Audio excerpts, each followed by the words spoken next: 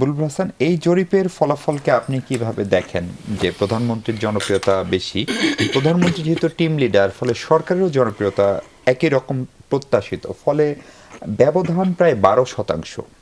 এটি আসলে কি ইন্ডিকেট করে? প্রথম প্রশ্ন। দ্বিতীয় প্রশ্ন হচ্ছে যে বিএনপি নেতা বা সংসদ সদস্য প্রিয়াঙ্কা আপা যেসব যুক্তি দিলেন, ফলে যেহেতু আওয়ামী লীগ নির্বাচনে নাই বা থাকলেও এইবারের নির্বাচনে যে বিএনপি জিতবে এটি বোঝার জন্য আসলে রাষ্ট্রবিজ্ঞানী বা পূর্বানুমান করার সুযোগ আগে থেকেই ছিল। বিএনপি সেই সময়টাও পেয়েছে 18 মাস, অন্তর্বর্তী সময়টা। ফলে সেই ধরনের প্রস্তুতির জায়গায় কোনো ঘাটতি দেখেন কিনা, নাকি প্রশাসন, অন্যান্য যন্ত্র রাষ্ট্রের তারা সরকারকে প্রপারলি সহযোগিতা করছে না?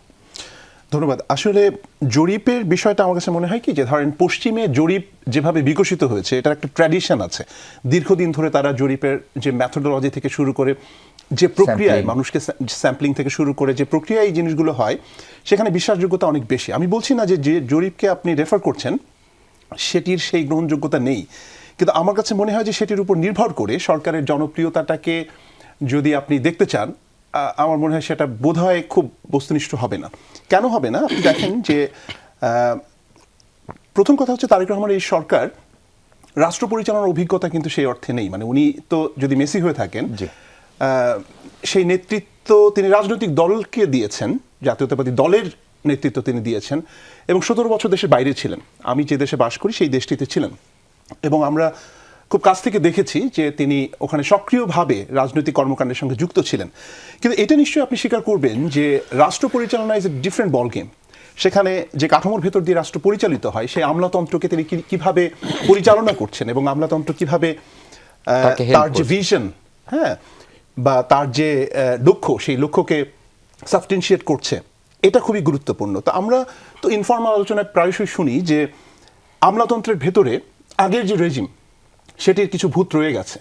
তো এটা তো খুবই আসলে কোয়ালিটেটিভ ব্যাপার। এটা তো বোঝা মুশকিল যে ভূত কতটা রয়েছে এবং তারা কতটুকু সহযোগিতা করছে। কাজে সেখানে একটা সমস্যা রয়ে গেছে। আরেকটি বিষয় হচ্ছে যে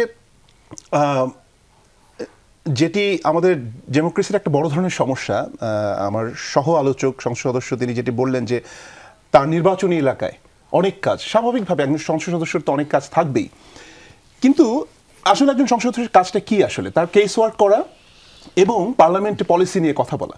কিন্তু এলাকার উন্নয়ন থেকে শুরু করে যাবতীয় বিষয়ে সংসদ সদস্যদের যে ইনভলভমেন্ট, উনি এত বছর যুক্তরাজ্যে থেকেও ওই ডেমোক্রেটিক যে এসেন্স, সেটিকে কতটুকু আত্মস্থ করতে পেরেছেন সেটি আসলে সময় বলে দেবে। আমি এখনো পর্যন্ত সেই বিষয়টি দেখতে পাচ্ছি না, সেটি রিফ্লেকশনটা আমি দেখতে পাচ্ছি না। আর কয়েকটা জায়গায় আমার কাছে মনে হয় যে বড় ধরনের চ্যালেঞ্জ। একটি হচ্ছে চাঁদাবাজির অভিযোগ প্রায়শই শুনি। আপনি রাস্তায় বেরোলেই এক ধরনের নিরাপত্তাহীনতা রয়েছে।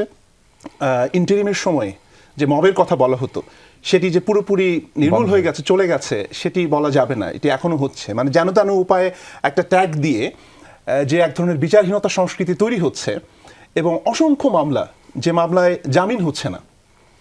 তো আপনি জুডিশিয়াল ইন্ডিপেন্ডেন্সের কথা বলছেন একদিকে, আবার সেখানে যে আলাদা সচিবালয়ের যে প্রশ্নটা আসে, এবং গণভোটের যে কোর স্পিরিট বা রায় যেটি, সেটিকে আপনি কতটুকু অনার করছেন, আমার কাছে মনে হয় যে আলোচনার ধারাবাহিকতা এই বিষয়গুলো আসবে। জি।